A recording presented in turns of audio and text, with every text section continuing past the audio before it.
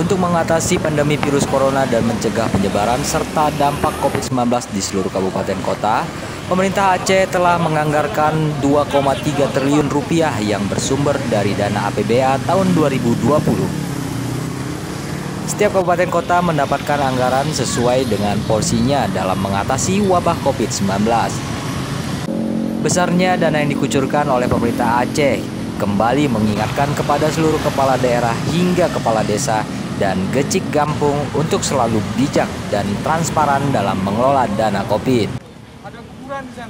Juru bicara gugus percepatan penanganan COVID-19 pemerintah Aceh, Saifullah Abdul Ghani, kepada media mengatakan, anggaran yang dikucurkan untuk menangani COVID-19 di kabupaten kota se-Aceh cukup besar.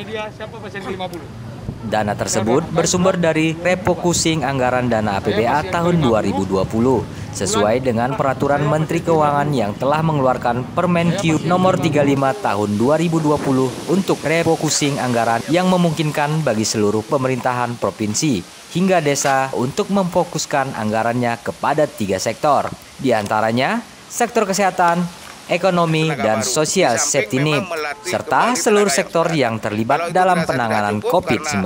Tracing ditingkatkan dan sejauh ini kita ingin setelah pandemi ini tidak ada pandemi orang yang terkena kasus-kasus hukum karena penggunaan anggaran pandemi yang tidak selektif, yang tidak transparan dan tidak akuntabel.